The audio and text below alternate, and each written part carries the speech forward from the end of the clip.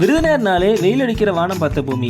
இங்கே மழை புயல் இப்படி எதுவுமே வராதுன்னு இருந்த நமக்கு இந்த 2 நாளில் பெஞ்ச மழை விடாமல் மழை அடித்தா எப்படி இருக்குன்னு காட்டிட்டு போயிடுச்சு. தொடர்ந்து மழை பெஞ்சதால தெருவெங்கும் வெளில போனாலும் விருதுநகரில் கண்ட சில காட்சிகள் சற்று வித்தியாசமாக இருந்துச்சு. ஏன்னா இங்கே பல வருஷத்துக்கு அப்புறம் மழை பெய்யுது இல்லையா. ரெட் அலர்ட் கொடுத்துருக்காங்க. வழக்கத்தை விட அதிகமாக மழை பெஞ்சிட்டு இருக்கு. இதோட தாக்கம் மக்கள் மத்தியில் இருக்குன்னு பார்த்தா அங்கே நிலைமையும் தலைகீழ இருந்துச்சு.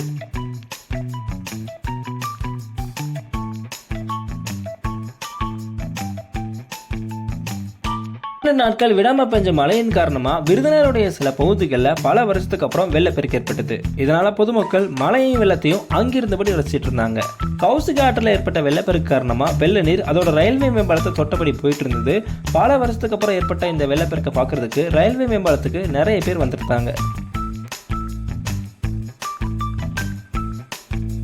இன்னும் சில இடங்கள்ல இது சரிப்பட்டு வராது, நாமளே களத்தில் இறங்கிட வேண்டியதான மக்கள் இதை மிஞ்சுற மாதிரி ஓடுற தண்ணியில் வர மீனை பிடிக்கிறதுக்காக தூண்டில் போட்டு அங்கேயே மீன் பிடிக்க ஆரம்பிச்சிட்டாங்க.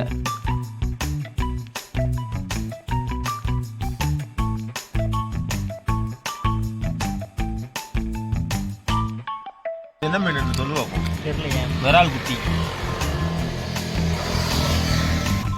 விரால் குட்டிடா.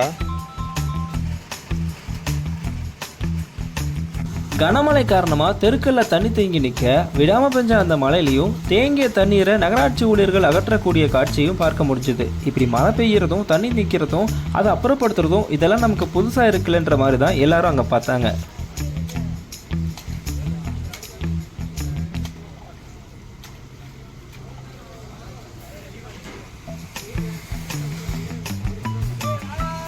எல்லாத்துக்கும் மேலே ஸ்கூலுக்கு லீவ் விட்டாங்க.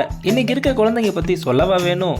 மழைக்கு லீவ் விட்ட வைப்பில் எல்லா இடத்துலையும் மழையை வைப் பண்ணி என்ஜாய் பண்ணிட்டு இருந்தாங்க. அல்லம்பட்டி தரைப்பாலத்தில் மழைனால தண்ணீர் தேங்கி நிற்க அந்த தண்ணியில் பசங்க செம்ம ஆட்டம் போட்டுட்டு இருந்தது பார்க்க முடிஞ்சது.